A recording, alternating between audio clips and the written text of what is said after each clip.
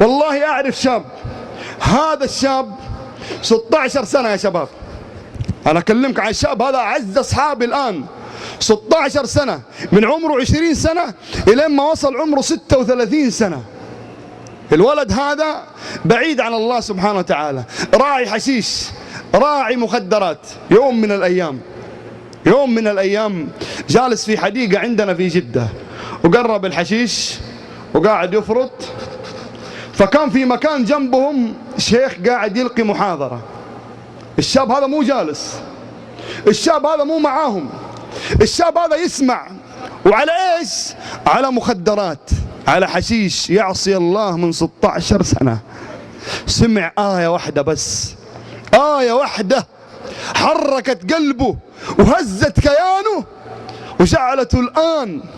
جعلته الآن من أبرز الدعاء إلى الله في جدة. وروح سجن بريمان تلقاه أشهر داعية في سجن بريمان العام عندنا في جدة.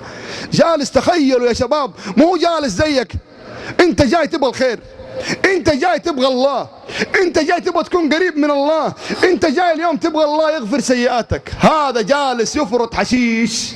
يهو ركز معايا، فيرسل له الله شيخ وسماعات وميكروفونات عشان يسمع الآية هذه. لما سمع الآية وهو ماسك الحشيش وورق الشام في يده، تغيرت حياته، قاعد يبكي في ذاك الحديقة. إيش هي الآية؟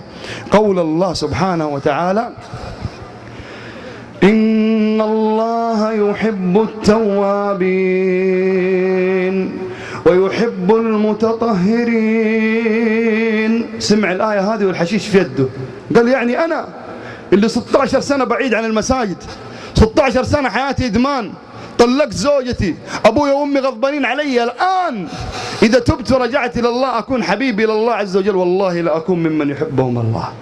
فترك الحشيش وترك المخدرات. له الآن قرابة 8 سنوات، رجل مستقيم صالح من الدعاء إلى الله في جدة وفي سجن برمان بالخاص، من آية واحدة. كان جالس زيك، كان بعيد يسمع.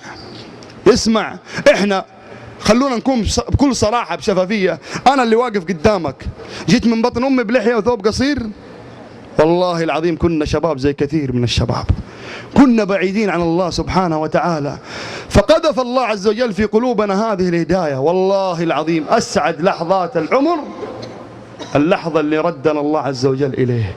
أفواه تشرب من وحي الرحمن وربك يمنحها